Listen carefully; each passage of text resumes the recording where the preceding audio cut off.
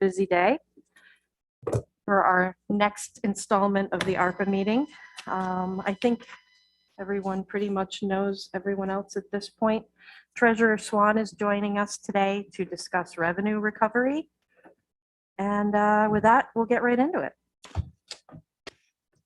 right, good afternoon, everybody. I'm going to start kind of in the early 2020 and work our way forward. When the lockdown hit in March of 2020, I made a couple of statements and a couple of projections that we could lose up to 10 to maybe even $15 million in revenue because we really had no idea where we were going and what this was going to entail. At that point in time, working from that point forward, Administrator Ryan and several department heads and the budget officer, myself, a lot of other people got together and started working on the budget. And by the end of the year, and correct me if I'm wrong, but I think we cut about $5.5 million out of the budget. And as that, along with the fact that there was a significant recovery at the end of 2020, we ended the year in the black. So we ended up putting about $500,000 into the surplus at the end of 2020. And I think that that was a direct result of the smart forward thinking of the board members on this of this board and the people that are in control, understanding the gravity of the situation and taking steps before it was too late to head off a problem. If we had not reduced the budget by that amount, we would have had about a $5 million loss at the end of the year. But we fortunately came out a little bit ahead. So that was a pleasant surprise. And this year, I mean, obviously, everybody knows it's one of those years, it's a bubble year that it's just everything is going crazy. And if you were doing an analysis for projections in the future, I would say you would forget about 2020 and forget about 2021 and go back to 17, 18, 19 for your projections going forward. Because these 2 years are just, one was very bad and this one is just extremely, extremely good. I think everybody just wanted to get out this year. So they were spending and moving. Now that leads us into where we get to with the revenue recovery and how much money we ended up getting as part of the surplus plan or the stimulus plan. And what we did is that the U.S. Treasury put out a fill in the blank, I guess for lack of a better term, on the internet for my staff to start punching in numbers based on what they asked for the particular numbers. And based on that, we had a $9 million loss of revenue, which qualified us for the $12 million plus that we are now working with. 6.2 I think we got this year and 6.2 we'll get next year, million. So that's where that came from. And I'm not going to even try to go into what that Treasury report entailed because it was ridiculous. It took my staff 2.5 days to complete it. So it wasn't a fun ordeal. So now we're tasked with this $6.2 million this year and $6.2 million next year to try and work with. And Wayne, I tried to get some time to call you about this before this meeting, but unfortunately, I apologize. I just could not find the time. But because I want to talk about the revenue recovery, because that's kind of a misnomer, because basically that's more of a category for reporting than it is anything else. And if I'm saying anything here, Wayne, that's wrong, just please correct me. But it really doesn't have anything to do with how much money we didn't get or did get or anything else. It's a manner of which to report. And just like it, and I guess the simplest way to say this is that revenue recovery covers things that the county can spend money on, such as capital improvements, like handicap accessibility up at Countryside, infrastructure problems, infrastructure repairs, highways, sewers, water lines, those type of things, and capital improvements, like I said. That's where the county can basically put a bunch of projects without having to do an awful lot of reporting or an awful lot of detail into how the money was spent, and have it covered so that it makes it a little bit easier.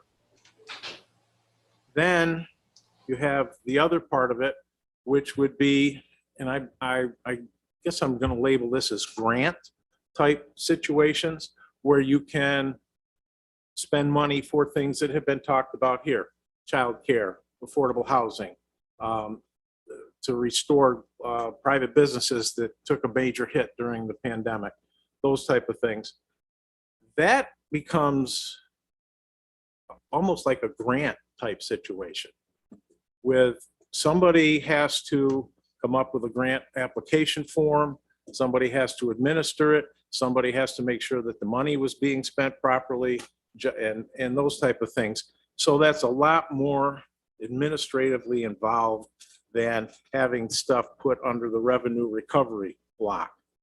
Because even though it's restrictive as far as what you can say, the reporting capabilities under that revenue recovery are a lot easier than, and less strict than, under what I'm calling like the grant side of it. Okay. And I talked to Ethan about this morning. I don't have much experience with grants, but one thing I do know is that under the system of checks and balances, if my department is writing the checks to these people, then my department can't do the grant checks, the grant allocations, the grant applications, and so forth. It would have to be somebody else. The state of Vermont, a few other counties that I know of around here, are actually hiring an outside administrative firm to take care of those type of situations. Because, and I'm not trying to slam you guys over in planning, but this could entail a tremendous amount of work that I don't know that we have the capabilities in-house to handle. I just don't know whether we could or not. And there are areas like, I'm trying to think, the cost of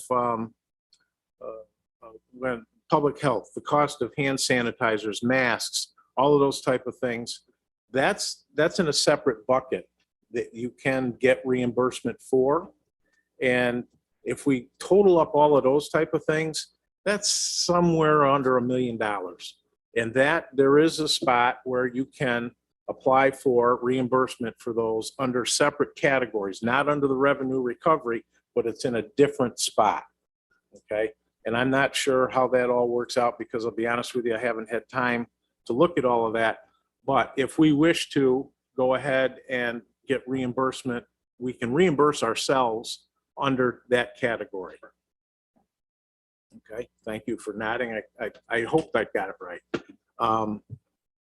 So, and I guess I'm going to put in a personal plug right now that I would really like to see some of this money go under the revenue recovery system for highway work, some infrastructure work, and those type of things. Because at this point in time, I'm being asked by the board to borrow money to do those things. And I would much prefer to pay for it in cash up front rather than borrow the money for it. That doesn't mean that we can't, this committee or the board can't decide to do multiple things. But I guess my big concern about going out and spending and granting the money out is the administration of it, more than anything else. And I'm not trying to say don't, and I'm not saying that I'm against it. I'm just concerned about the administration of how to do that. That's me. That's my background. Mike, if I can ask a question on that. If the money was to go under a revenue or resource recovery, can it be put in a reserve or whatever to kind of implement from a county perspective some of the actions that are in here, in the ARPA funding. So in other words, instead of having, we do one big report to the feds that it was all revenue recovery, and then we, as a county, make the assumption or the resolution that those monies aren't just going to go to the general fund. They would be used for activities that would originally be under ARPA, but it kind of relieves us of that in-depth reporting. Not that I can see. Okay. Okay. And I hate to almost say definitely yes or no on any of this stuff because it's so ambiguous how it's written. At times you kind of get confused, and I've already seen, I don't know how many updates. So it's my interpretation and my understanding at this point is that if you're going to be granting that money to individuals or organizations or so forth, that has to be a separate reporting. Yeah. I mean, I don't think the county has the authority to do those types of things with general fund money versus ARPA money. So that's why I was asking the question is. Well, yeah, absolutely not with general fund money. Right. We can't, period. Right. Madam Chair, I have a question for Mike, if you don't mind. Go ahead. Sure. Mike, when I was reading through this, I know you mentioned grants, but there was a section here that talked about loans also. So what happens with that money if we set out a loan and we get it repaid? Then we give this back to the federal government? I'm not really sure, to be honest with you. I think my gut feeling is that you can reuse that money to loan again, but I'd have to go back and look. I'm not 100% sure that that's the way it goes. Right. I think, if we have the ability, and I haven't read that section of it, there's as you say, there's addendums coming out all the time. My recommendation, if we were to do that, is to structure it like we did the community development program, and the repayment goes to the LDC rather than the county, so it does not become part of the general fund, and it then can be used for similar activities, but it's not county dollars. That's how we did all the loans that we got with micro enterprise money from the feds and whatever. So. Chairwoman. Thank you. Treasurer Swan, just to address two of those quick points. Number one, I know just last week we had an update at our inter-county meeting from the National Association of Counties. They indicated to us that there are some changes that are coming forward. One of those being up to $10 million to be able to use both as revenue recovery and infrastructure. And that kind of changes the game a little bit about our ability to utilize some of this into infrastructure. But to that point, I just wanted to highlight that the goal, as we all know, of the ARPA funds have been to recover and respond in a pandemic. And I certainly hope that this county takes that opportunity to really address that at its heart and its soul. And that is to be able to help our community and our county be ready during those times that we are working remote, when we are in situations like this during crisis. And so, I hope the focus remains on that. As it relates to the loans and concerns about that, they were very careful when we were in DC on this type of a training to talk to us about any of those loans that are dispersed. It will always be the requirement and the responsibility of the county government to make the reporting on those. And so many counties have decided to go in a different route with that because of the reporting requirements, to your point, how comprehensive they can be. So I know you're all coming to the table with ways to look at how do we continue to invest this money to really maximize it, but also to respond during this crisis. So I just wanted to highlight on a couple of those fast changing points that we continue to see. And I know both Wayne and you, Mike and Ryan, are staying up to date on it and keeping our chairwoman apprised of when those changes take place, so we don't duplicate what funds we might have that are additional coming down the road, which they're coming. So One thing I do want to say is that point blank, debt service and lowering the property taxes are not allowed, period. That is, that's period.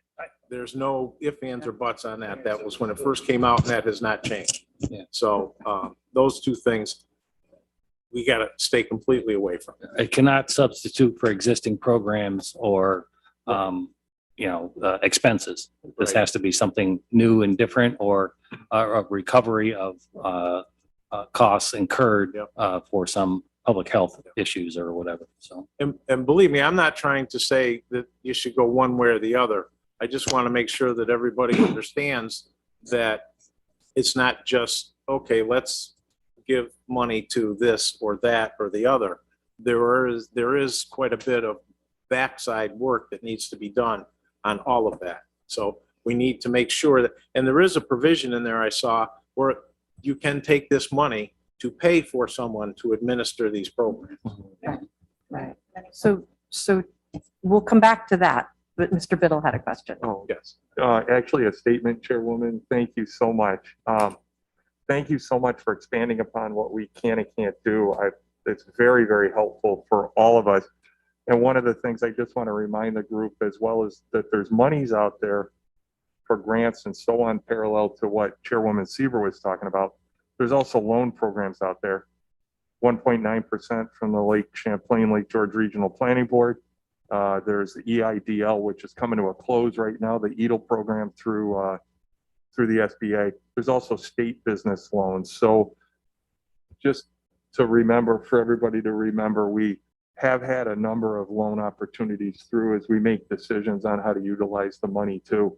But again, Treasurer, thank you so much for dissecting that and putting that out there. There is another quick thing I'd like to add, and that is, we've talked about how our public health office, absolutely stepped up, and from everybody that I've talked to was the model of what everybody in the state really felt that they should follow. They have gotten, and I'm trying to get a handle on it, they have gotten, I won't say a ton, but they have gotten a lot of money from the feds to take care of a lot of the things that they're working on. And right now I'm trying to get a handle on all of that with their director to figure out exactly where they are, because if it comes out the way I'm looking at it, they may end up having a pretty good surplus. And so I don't want anybody to think that we need to put money into that agency, because the federal government is pumping money into that big time. Thank you. I think we're going to come back to that thought also. But I do believe that a lot of that money comes with restrictions. Oh, yes, it does. Yeah, there And it are. has to be spent in very specific ways, but we'll come back to that. To revenue recovery, though. Yes. You mentioned infrastructure. Did you have, what were you thinking specifically? Paving roads, repairing bridges, culverts. The county does not have any water sewer lines that we're responsible for. Fortunately, we gave the last one to Warrensburg. So it would have to be road maintenance, road repairs, culvert and bridge repairs, those type of things. Access along the roads, guardrails, all of those. And the county supervisors have recently passed a resolution to bond all of that work? $8 million is what they've requested that I borrow. And a part of that money is going to countryside, and part of that is going to highway, and I can't remember where there's a part of it going someplace else, and I can't remember where it is. Supervisor Wild? Thank you. Does septic qualify as sewer? No, has to be a public system. Yeah, public system. Darn. Okay, thank you. Are there any questions in the Zoom? So of the 8 million that is being bonded, Yes, how much of that is going into highway? 6.6 million, And what was the total identified need there? about 12 million. Good to know. Did anybody else have any questions about revenue? Did you have any other revenue recovery category suggestions? No, I mean, any kind of capital expense is allowed that you haven't planned on, that you don't have, how am I going to say this? That you can't use any debt service, so it's got to be something new and different, or an upgrade like Countryside, if you wanted to take some money from this and do handicap accessibility to that building, which it doesn't have any really, you could take some of this money under the revenue recovery and do that. And to be clear, as I understand it, correct me if I'm wrong, it has to be county-owned in order to come through revenue Yes. recovery. Yes, Otherwise, it would be Yeah. considered a grant type Correct. program. right. Okay, is that good and clear for everybody? Just another comment though, Mike, when you sold us all on bonding some money for the roads, I did- didn't say on that. I was asked to do that one. I remember you saying Forget who you're something to the talking to effect, here. I don't borrow money. I remember somebody saying to the effect that it was manageable under our own revenue projections and it would make sense to do now. Yes. So we were already basically budgeted for that. In 2023, we're budgeting for it. I have to hold off until January of 2022 to put the bond out there because we don't have any money budgeted in the 2022 Okay. budget to pay it, which would be about a $1.7 million payment for 5 years. And what will be the anticipated rate? Oh, I really don't know. It's under 1. It's under 1. But that could fluctuate the way things are going right now. That could go up in January. Because like I said, I can't issue the bond until January because we don't have money in the budget to make the payment in 22. Mike, then you and I have to have a discussion about Countryside. Because that 1 million has to be expensed by the end of September of 22. That's the whole. We'll have the money in 22. Oh, well, you're saying, You okay, don't make the- I can't All right. go out for the bond until January of 22. I will have the money by the end of January of 22. okay, So we'll have the money on hand. I'm just doing it in January because I don't have the money to make a payment until January of 23. So You get a year to make that first payment. So I'm trying to push that payment out as far as I possibly can. just out of curiosity, have you ever seen interest rates below 1 No. before? No. Okay. Does anybody else have any questions about revenue recovery? Questions for Treasurer Swan? Specific? Ethan? I just wanted to sort of ask about the point of when we need to make the decision about whether or not we're considering it revenue recovery or if we're considering it money that we deal with the impacts of COVID directly. And I think we have till 2023 to make that decision. That's well, to have reported everything, I think, is 2023, if I'm not mistaken. Wayne, I think you had that information the last time. yeah, we have to obligate all the funds by December 31st of 2024. Okay, They have to be obligated, they have to be expensed by December 31, 2026, oh, okay, I didn't realize it was that far out, okay. So 5 that- years. Yeah, so that's even further than I thought, okay.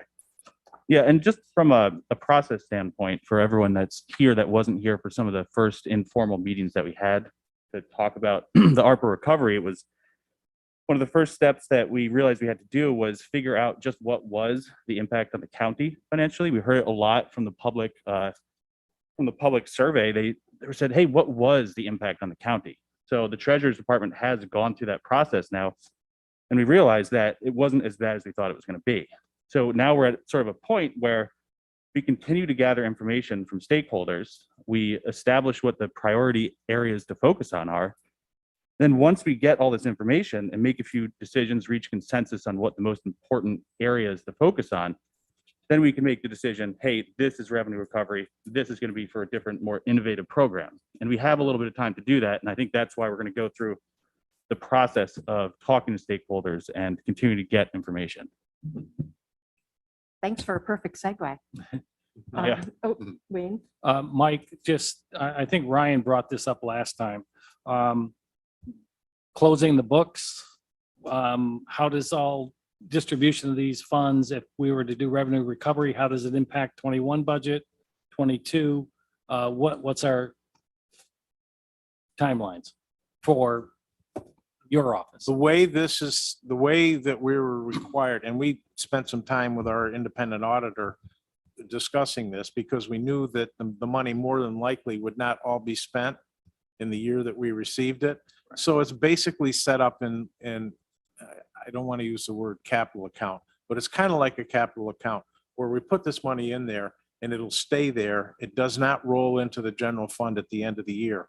So it's available for as long as, as we can keep it under the federal guidelines, because if we don't spend it by a certain time, then the feds want the money back.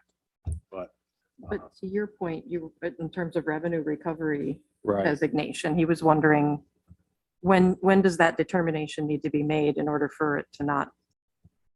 it Impact. doesn't really, as Okay. far as our books are concerned, it doesn't really matter because we've set it up in such a way that it's outside of the budget, basically. All right. It's kind of extra money that's out there in an independent account to be spent as directed by the Board of Supervisors. That's all I needed to hear. Extra money. No.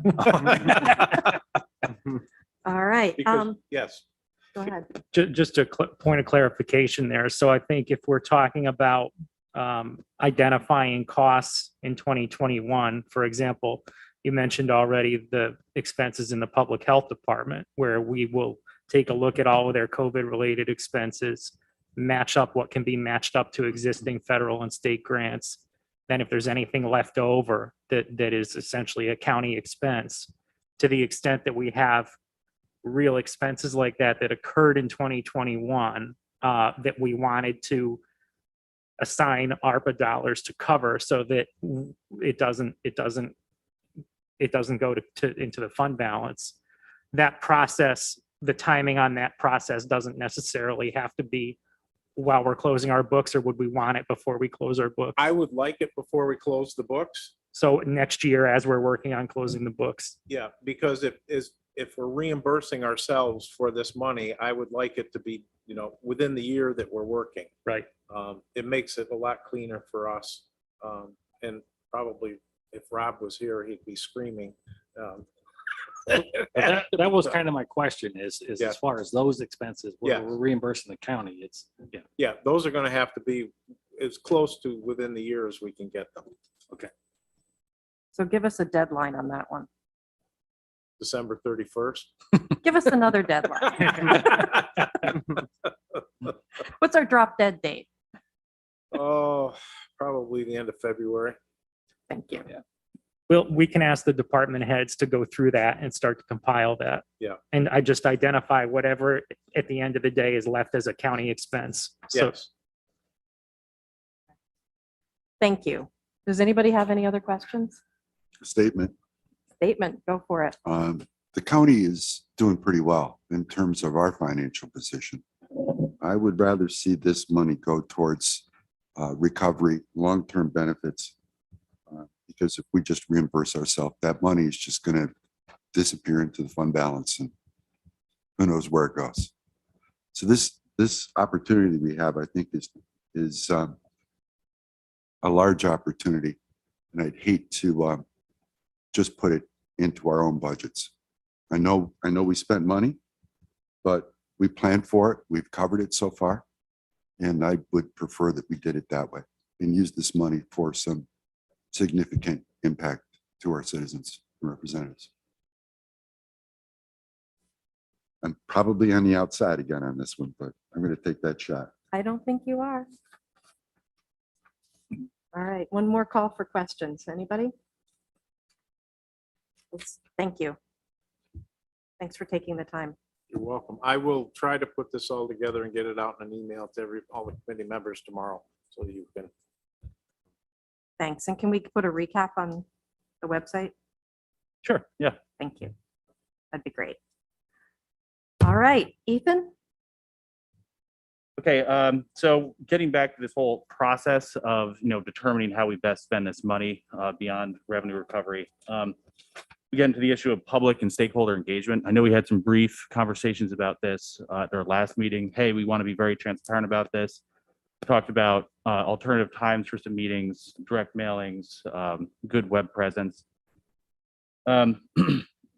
So 2 points I want to bring up is, one, the planning department, Wayne and I would like to sort of put together a public participation plan of sorts. Not every public participation event needs to be a full committee meeting.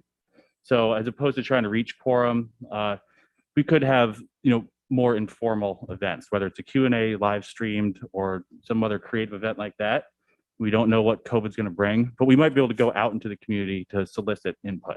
The idea would be that we put together a plan, the committee vets it, approves it, and then we go execute that. So that would give us a little more flexibility and we could reach a lot more people. But it's going to take a little bit of work on our end to figure out how that works. And we're going to have to pay attention to COVID and see what that means for going out in the public. And then as far as stakeholder engagement, I sent out an email only a few days ago, and we had a brief conversation about this at the end of last meeting. I wanted you guys to gather different stakeholders. Stakeholders are someone that has a unique perspective in the community as a business owner, head of an organization, involved resident. Initially, Administrator Moore had put together a list of stakeholders, very preliminary draft list, and they were focused primarily on county departments, which are very useful from our perspective. But like we have people from outside the county represented here on this committee, I think it's also important that we get stakeholders from outside of just the county. We know that there's plenty of other not-for-profits and community organizations that were impacted by the pandemic. And to fully understand what those impacts were on these different groups, as we talked about and Supervisor Wild has mentioned, how do we make sustainable investments? We're gonna need to hear from these people. So as you all submit stakeholders, we're gonna compile a master list of these people, and then we're gonna figure out a approach for how we reach out to all of them. And it's not necessarily gonna be bring every single stakeholder that's identified in here and do a Spanish Inquisition or Shark Tank kind of thing, because that would be a little bit stressful for everyone. But we'd like to, gather their input, synthesize their ideas, and then from there, we can start really understanding what the impacts are. And Wayne has some ideas about how we would actually transition from gathering input from the stakeholders to actually getting some concrete project and program ideas. So as we go through that stakeholder engagement process, these priority areas are going to emerge, and we're going to have a much better idea as this process goes, how we divide this between revenue recovery and then some of these more progressive and innovative programs. So it's going to take some homework on our end internally. And as we go through this process, we're going to be learning a lot. So I encourage everyone to continue to get those stakeholders to us. And we can start working through that list. But before we take action, we will have an approach that will be vetted by this committee. There's just a couple things to add to that. Mike, you alluded to it. ARPA funds kind of came into our office, and it does not necessarily displace anything else that we have to do. So that means other things are either getting pushed by the wayside, and from a management perspective, that's not good. Most of you know I've been here a little over 40 years. We've administered over $40 million in grant funds. When I look at this administration of these funds, it's going to be labor intensive. I'm going to tell you point blank, we can't do it with who we've got right now. Although there are opportunities using the ARPA funds to offset staffing costs to administer this.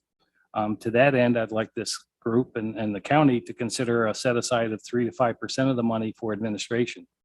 That's 360 to 600,000 over 5 years. Somewhere in that neighborhood would allow us to add a staff person dedicated to following up on all the minutia that would be necessary for the reporting, the verification of activities undertaken that people request funding for. That doesn't have to happen today, but that's something that I need everybody to consider, is how are we going to implement this? The other thing is I've got a form here that I just rough drafted. I'll give everybody a copy. It's a fillable PDF, and it's basically says, hey, who are you? And it asks 3 questions, typical of any grant application. What's the need? How are you going to use ARPA money to address that need? And what's the impact of that money going to be of your program? and then just a simple budget. And this is how I think we can, it would go out to all the stakeholders that are identified. And it would go on the website, and it would be a way for someone to give us a 250 word or less synopsis of what they're hoping to undertake. Again, why they need the money, how it impacts any other funding that they've got. And from that, we can then start to look at and say, this seems to fit with the goals of the ARPA funding. This one over here, we can't make fit in any of the categories. So, but we do that pre-screening basically. And from that, the committee would then select, stakeholders to come in and make a presentation if you so desired. But it's a way to kind of pre-screen the stakeholders' comments, ideas.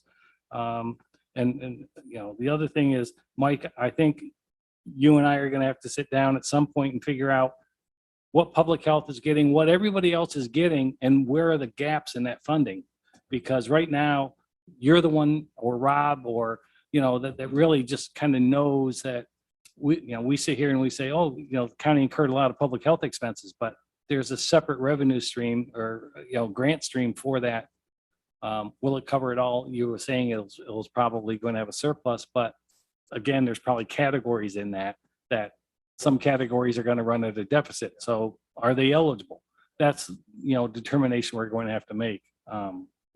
So that's kind of where I'm at. I think what I'd like to see is that by the 7th of, December, Pearl Harbor Day, ominous, that we have our stakeholder list. And then we can kind of review that at the next meeting, look at a public outreach. And I'm going to be very honest, with the holidays and everything, until we get information back on that, I don't see a need to meet until January. Okay. But that's up to you. No. So we have 3 housekeeping items here. The first is I'd like to see the committee discuss the potential of funding a position administrative or committing administrative funds out of ARPA. How do we feel about that? One sec, Ray, and then Mike. I absolutely agree that is essential. Having managed grants in higher education and also in healthcare, it's crazy. The amount of paperwork and the amount of reporting, and you have to dog it to get to make sure that the agency is comfortable with what you're presenting to them. I don't know how these hardworking folks could do it without some additional help. So 100% agree. Okay. Mike Biddle? Thank you, Chairwoman. I think putting somebody on full-time is going to be reflective if we're using all $12.4 million for grants and so on. I'm open to the idea, but if we're going to take 9 million to revenue loss and then have 3.4 million, that's a different picture on amount of grants going out the door and to be administered. So I don't know what the number is for a good ROI, that if we only have 3 million in grants going out, do we go outside? If we have more than 3 million, do we hire somebody? That's a question mark. That's where I would just opine.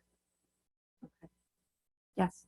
I didn't see anything, and maybe I missed it, about whether the ARPA funds have a cap for administration or overhead, if you will. Is there anything like that in there? Nothing articulated yet. Okay. All right. Because that would give us some guidance to my, Yes. Yeah. We're just Mike's going to question. end every sentence with yet. Yeah. Because I know, and I'm sure you're 40 million in grants coming through, that those overhead numbers vary depending on the agency. But the numbers that you put out there are quite low compared to what, Actually, yes. compared to what a lot of grants would allow, quote, allow. Okay. So conceptually, we're okay with administrative funds. May I add? Yes. As part of the administrative plan, we would kind of outline what that would look like. Yeah. So Thank you. The form that Wayne's proposing. Where's that going to come back to?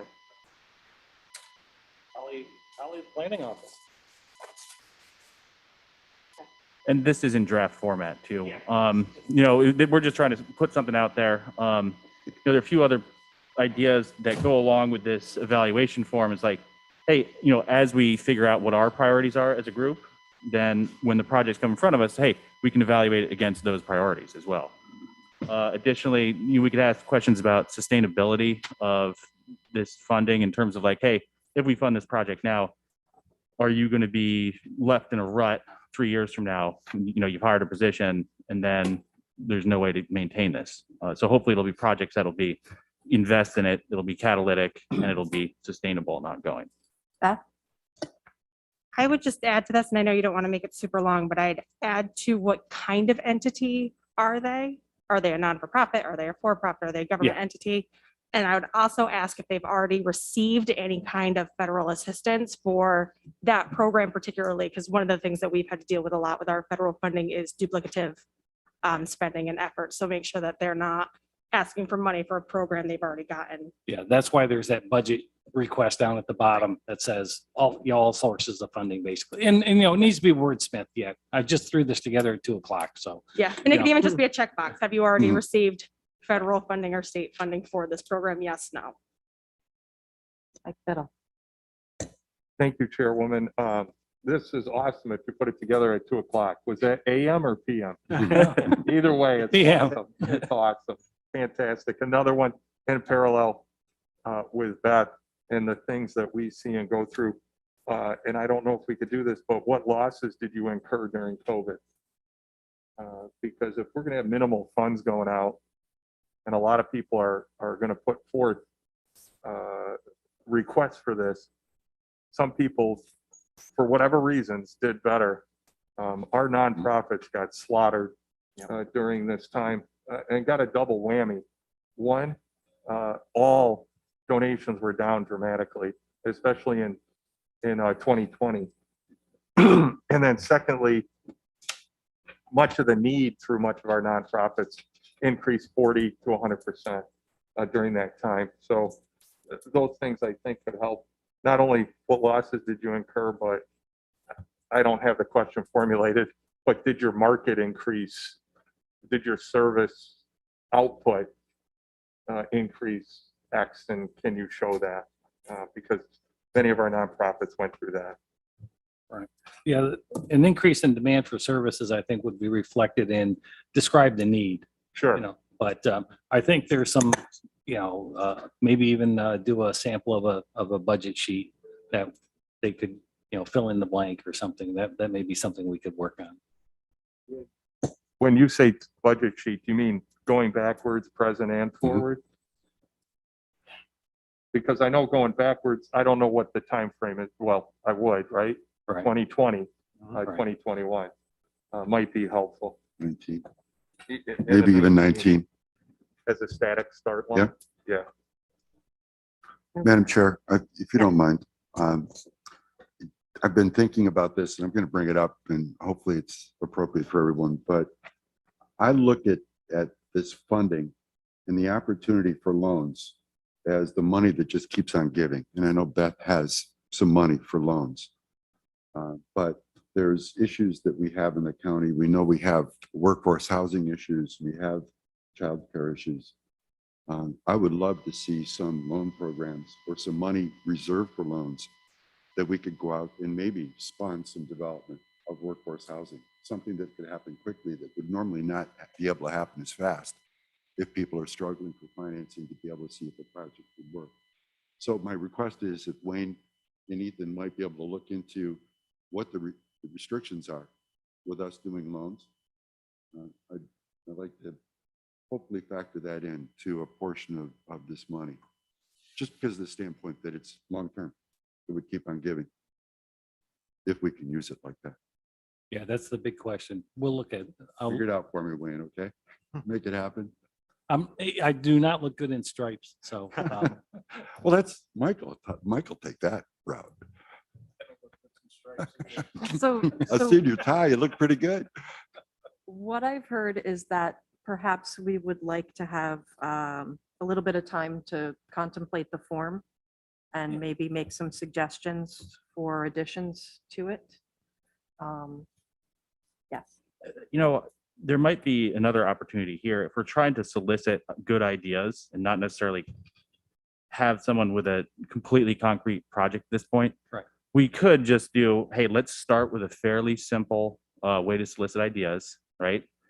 And as we identify good projects, good ideas, impactful projects, then we can follow up and say, all right, now let's get into the weeds. Let's look at the financials, and then we take that hard look. But we could do certainly a first round and then a second round. Correct. I mean, this was kind of like just a quick intake. Here's the gist of the idea. And then if it's something this committee is interested in and we can make it eligible under the funding guidelines, then it would be a more in-depth review and maybe ask for more information, obviously ask for more information, and get into more detail. I mean, I think that'd be due diligence would need to be done. So let's talk a little bit about homework. We haven't talked about, yes. I'm sorry to interrupt. I did have one other question. It harkens back to something we talked about in one of the first meetings. And I'll use Mike's example of a nonprofit. Let's say the Hyde Museum is in Glens Falls and wants to apply for ARPA funds, but we know Glens Falls has an ARPA as well. And I read about the duplication. Is there anything to prevent them from applying to both places? Do we need to have something that lets us know, or lets an entity know that they have to pick one or the other? I'm not sure what that rule is. Well, that's part of the ongoing discussion of how do we coordinate so there is not a duplication, or is there something in the town of Chester that they can only fund partially, but yet there's a county impact and you know, maybe that's something that we should partner with. That whole dialogue, we have not established a mechanism for that yet, but we need to. Yeah. As part of this Yeah. process, there needs to be coordination. Again, duplication of benefit, duplication of services. You know, we want to be as cost effective with this as we can. And again, not ready to check to somebody as they get a check from another community or Right. whatever. So And it shouldn't be too big of a lift. I mean, for most of the county, you know, the city of Glens Falls and town of Queensbury were the biggest recipients of ARPA funds, whereas our other up-county municipalities receive more modest funds, and they're not going to have very elaborate programs, is my estimation. So I think coordinating with those guys wouldn't be that hard to do. I just want to say too, that maybe putting together like 3 or 4 basic eligibility questions for people to answer first. So before they even go through the effort of thinking about this and writing it out, are you A, B, C, D, E?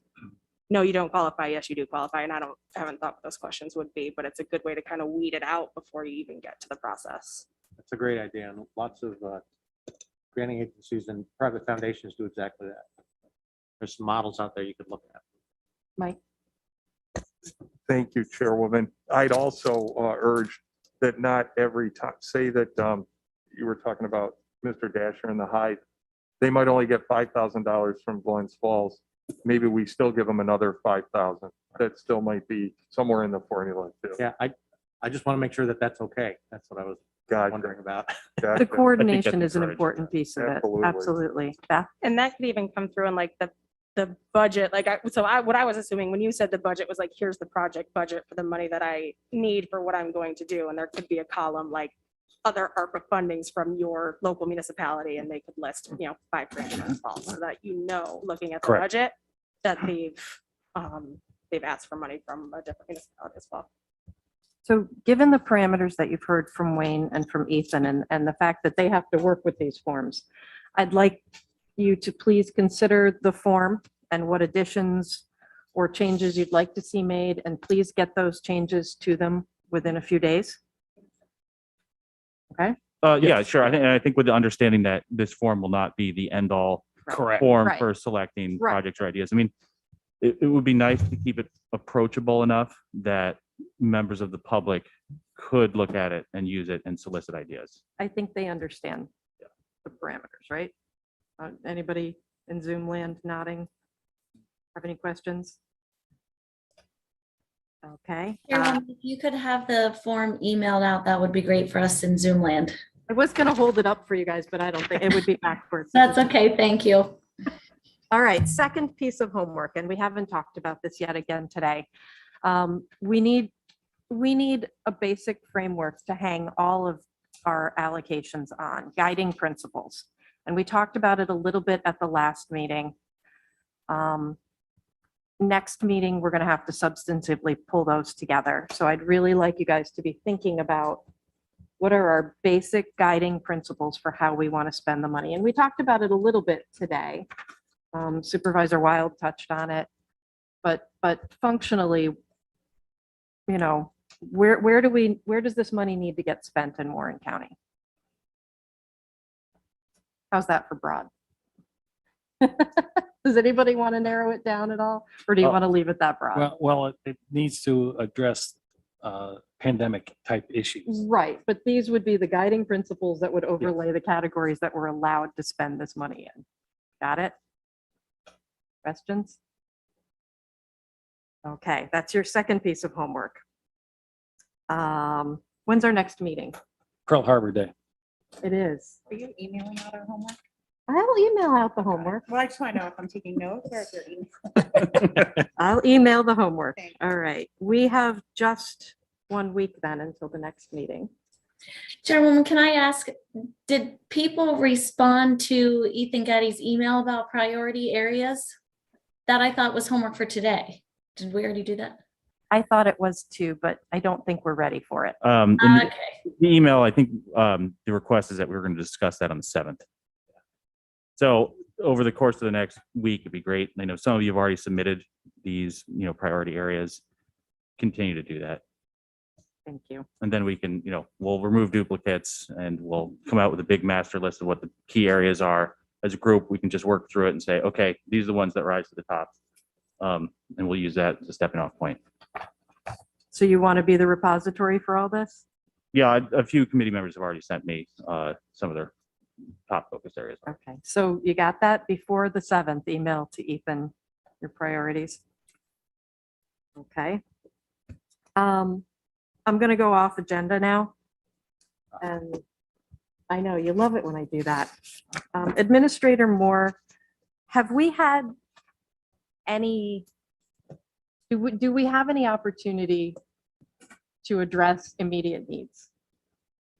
I think immediate needs for me, I look at the numbers that we're posting every day and what's happening downstairs in public health.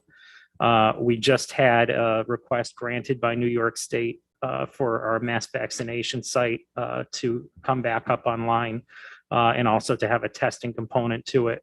We requested as well that the system of contact tracing that all of the local health departments are having to maintain and have maintained since the beginning of the pandemic be changed to reflect the reality that it doesn't work as well anymore. People are not as compliant with it. It's very labor intensive and time consuming. And it takes their limited staff, which is very overworked, away from other more important and more impactful things that they could be doing. So those are really my concerns in terms of immediate pressing needs that we have in the public health department. As the treasurer stated, we need to analyze the expenses that we've had this year and whether anything fell to the fund balance, to the general fund. And we ought to, if anything did, we ought to consider, I think, reimbursing that out of here and also having a policy going forward where if it's a need that the public health department has, they know that they have a resource here to meet that need. I think if you want to talk supplies, some of this is a little tedious, but the whiteboards, they're filling up whiteboards every day. Laptops for contact tracers, cell phones for contact tracers. What else? Home testing kits.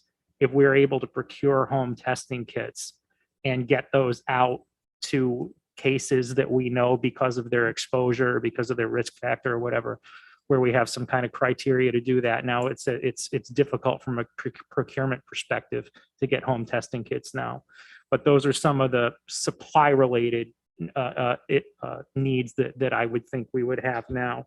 In addition, and you tell me, Chairwoman, if I'm going too far, but there are, staffing issues that we could hit as well. I can tell you that 2 days from now at the Personnel Committee meeting that we're still working on the agenda, we have 2 items on there that relate to the staffing in the Public Health Department. One of which is accrued time of the leadership in the Public Health Department that they weren't able to use in 2020, and they're again not able to use in 2021. We're coming up to the end of the year, so we just have to figure that out. And also importantly, we have a cap right now of 20 individuals on the contact tracers that we're able to hire because we did this in 2 different resolutions in 2020. So we have on the agenda amending those resolutions to remove the cap so that they don't always have individuals that are filling these positions 8 hours a day. They may have a really good contact tracer that can only commit to 2 hours or 3 days a week. And to utilize a slot on a person where they can't maximize the hours, we think it can be done a better way. So to go back and either change it to a higher cap or eliminate the cap, that's on the agenda for Thursday. And there are other ideas that we have as well as to personnel issues that could be addressed. Chairwoman. Yes, Supervisor Bramer. Thank you. So on those couple things, I do have the drafted personnel agenda, and my thought would be that if the committee and ultimately the Board of Supervisors does approve those items, the eliminating the cap, and maybe there's more costs associated there as a result of adding additional contact tracers until that requirement is gone. That expense, and also this other one that Ryan just talked about with respect to our leadership in public health who haven't been able to take their time off. If we approve a one-time payout to reimburse them for that time off, She froze. We lost her.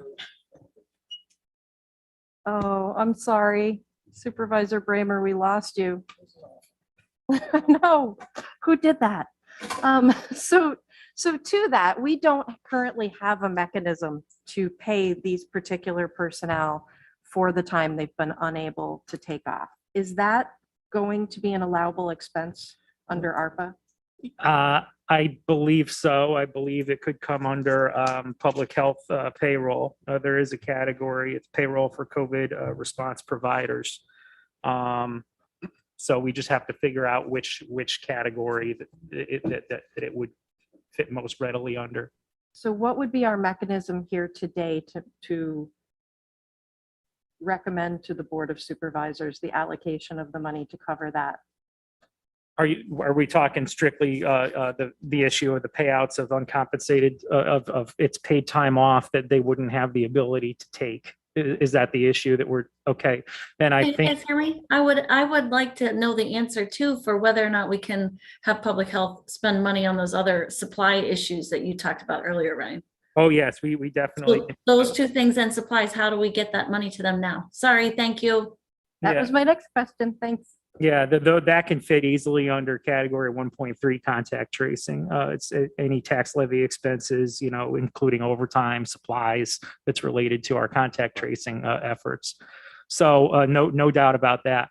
But I think in terms of addressing the first one and sizing that up, here's what would administratively have to happen with the payouts. The board would have to decide what they want to pay out. We do have a policy that speaks to some of that. We didn't follow the policy last year. We decided to make an exception. So that's what needs to be discussed at committee, see what the board is comfortable with, see what resolution comes out of the board. Towards the end of the year, you will have an accurate accounting for the time that has not been utilized that would otherwise not be forwarded over into the following year. So then we could come up with an actual cost, be 50% reimbursement because we're under a public health emergency. So the typical 36% goes up to 50.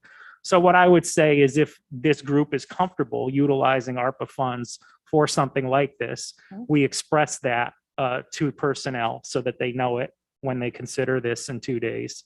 And we would come back and essentially anything that ended up as a dollar expended by the county, we reimburse it out of ARPA. Okay, so before we go on to the other piece of it, discussion? Madam Chair, thank you. How much, what are we talking about? Can you have a guess, Ryan? Because I'm not sure that that gives us a long-term economic benefit. It's about $50,000 right now with the 3 employees for all of their time that they have accrued. That's an estimate. It's give and take a little bit. That's We the won't know gross. unless they use time, and that's all types of accrued time that they have been unable to use. Again, because we're under an order for imminent threat to public health, the state aid percentage goes up to 50%. So state aid would get 50%. So it will be the remainder of that that would fall. So we're talking 25,000 then? Yep. I think that's pretty easy to swallow for what they've given our community. But the way it would work is we'll see what the board does, and then we bring it back at a later date when we know what the amount is and see if there's an appetite to recommend this funding to be utilized for it. But We would be making a recommendation that we support that. yes. Wayne? We'd also have to coordinate and make sure that it's not reimbursable under some other award to public health. Right. And Yes. that's where Mike and Janelle, will, we're all going to have to make sure that we don't end up with a problem. But are we comfortable making that recommendation? Couldn't the county just do it on its own without using ARPA funds? Yeah, that would be a possibility. And I think that what we're asking is if there are no other funds available other than county tax dollars, the concept would be if there's no other way to do it, would we support allocating ARPA dollars so that it's not coming out of the general fund? Got it. Thanks for the clarity. This wouldn't fall under revenue recovery because it is not something for which we had a system for to reimburse them for this time previously. Absolutely, but the county could write a check today to these people without relying on system or. I'm looking at the budget officer. Right? Is he still there? Frank. You're on mute. Yes, ma'am. Well, can the county cut a check? Sure, absolutely. I think though that, there shouldn't be a problem with appropriating some of this money to take care of public health. I mean, in my opinion, that's what this money's for, So whether it's 25 or 50 or 100, it shouldn't matter. Supervisor Beatty? Yeah, I'm comfortable with us going forward, suggesting that we use the ARPA money. And I agree with Budget Officer Thomas. That's exactly part of what this money was allocated for, in my opinion. So although the county is in a good position to do it themselves, I think this money from the feds is specifically addresses some of those needs, and that's what that money is for. So that would be my position. Mike, Biddle? Let me try to approach it from a different way. I fully support these people being paid. I'm just trying to come up with a solution that we don't wait for ARPA money. If the county has the funds, can you pay them and then can you be reimbursed by ARPA funds? Yes. Yeah. Yeah. So our nonprofits, our private business have gone through a lot of this too. And many of our entities didn't wait for government funds or whatever. You all adore the people in public health as I do. I just want to either way see them righted and rectified, as I know you all do too. I just don't want them to have to wait. Can we get this done? Yes, this would be done. The timetable on this would be however payroll would normally handle a resolution like this. So, and how we reflected in the books as to where the balancing revenue entry is it's not, the payment wouldn't be contingent on that. No, and we would just need to know the source of funding. That's Right. all. At the end of the year, however the board decides to fund this, we would need to know that to make sure that the money is in the right spot. So if you want to fund it out of the general fund, you want to fund it with ARPA funds, to me, whatever. You just got to give me the resolution so that I can do it. So we'll refer this to personnel with the recommendation that they get it done. And if it has to be ARPA, we're okay with that too. Is that accurate? No. No? No, I don't think so. I No, think what we heard was allocate the funds and then have ARPA reimburse the county. We can do it that way. Did that? What's the fastest way to get it done? I think they're going to get paid at the same time. Okay. I think it doesn't matter. Designated ARPA as the source of funding. But at the end of the day, are we comfortable with it coming from ARPA if, Well, the technical thing that will happen here is that if the board approves this, then it becomes a payroll issue and we pay them out of payroll. Okay? So that money is there and would be paid. Then when they run out of money at the end of the year because there won't be enough to cover this, we have to find a source of funding. And if you want to use whatever money, that's fine. And, I just need to know where that money is coming from. and if we use ARPA funds, then we have to go in and amend our report at the feds. Because right now it's listed all as revenue recovery. Yeah. Which is doable. I mean, but it's just this is part of that administration stuff that's gonna come back that we have to keep a good handle on, that we don't miss a date, we don't expend something in a category that doesn't get recorded at the federal level until 6 months later because it got missed. And then all of a sudden the county's on the hook for it. Yeah. So that's something to be very careful about. And I'm saying that to the board members here of the county board, that if any funding is allocated out of ARPA, please copy planning on the resolution so that we at least have knowledge that that happened. Because you are going to have to report that. Correct. understood, but I don't want to see the administration handicap our ability to respond. Correct. Yes. I was going to say the same thing. Okay. So we'll refer this to personnel. Madam Chair. Is that the correct? All right. Yes, Mr. Sorry, I'll go on record. I really don't want to use ARPA funds for that. Every person in this county has benefited from the work that the public health department has done. And I believe that if 25,000 or 50,000, it's still within the realm of what this county can afford to do. And if we put a tax burden on our constituents for this, it's nothing. It's $10,000 over 60,000 residents. It's really not a huge impact. But I'm looking through all our documents, and what stands out to me with what we're supposed to be doing with these ARPA funds is providing some type of long-lasting, equitable benefit to our community. This fits, because they say we can use it for these funds, but we have other means to be able to address this need. And I'm just looking at the big picture in terms of what we're trying to accomplish. And I would prefer this came out of county funds. And I know the budget officer, we disagree from time to time, but he always finds a way to figure it out. So I just want to be on record for that. I won't support this. Thank you. We'll refer it to personnel then. Sound good?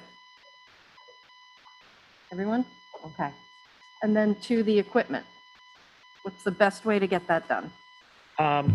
You can, computers, cell phones for contact tracers, any other supply needs that they may have, chairs for people to sit in, anything that's related to the concept of getting more individuals down there to help with the contact tracing. We can research that primarily with Mike Colvin, make sure that there's not a procurement issue there, get a better estimate as to what equipment we would like and what it's going to cost, and bring it back for approval. Conceptually, are we all in with that? Computers, chairs for contact tracers? Are these things we can lease? I wouldn't think so. Not with ARPA funds, you can't do leases. Okay.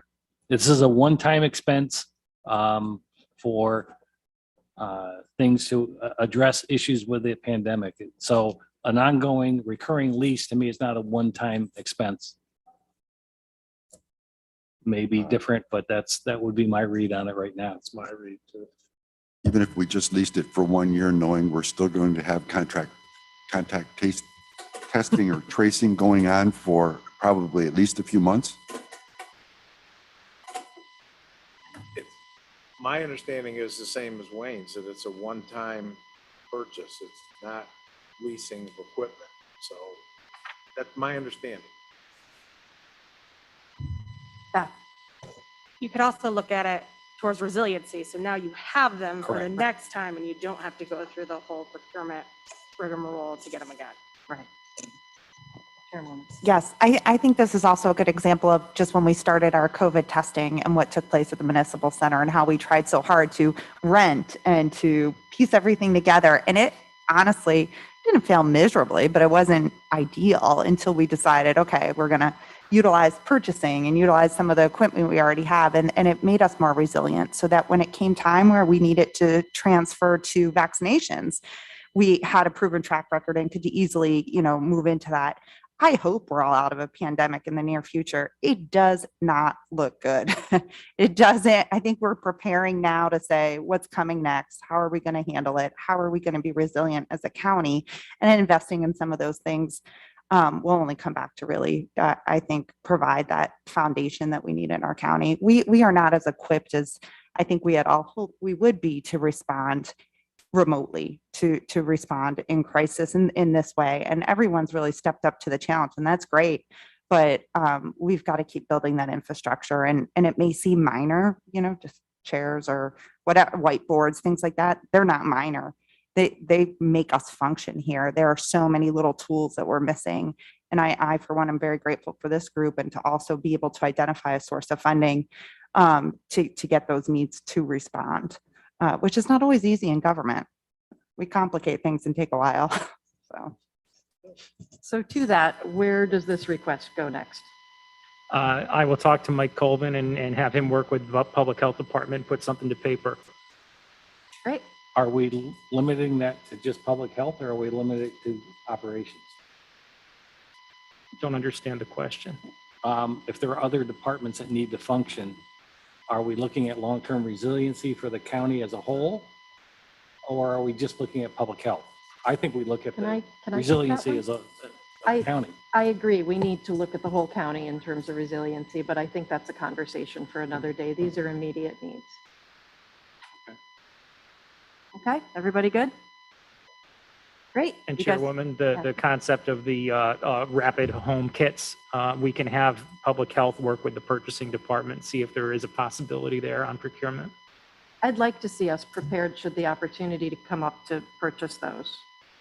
We were talking about that. Go ahead, today. Chairwoman. I agree with you, Administrator Moore. It's really important that we have those, but I also know that the state is working very hard to respond rapidly to the requests that came through from every single county over the last 2 weeks about those home tests specifically. What they told us is that they were working very hard to get them into the mass centers and to get an allocation to every single county. I know Janelle and I spoke about what does that mean for our county and really how prepared, what's that number we'll be requesting. Before the dollars here are really valuable, I think it's worth looking into how to get our hands on that, but also not to duplicate hopefully what the state is going to be assisting us with after months of advocacy and their efforts. Right. No, and my bringing that up was only from an informational standpoint to see just how difficult the procurement is if we did want to go into that for getting them for ourselves to supplement whatever we may get. Okay, great. Outstanding.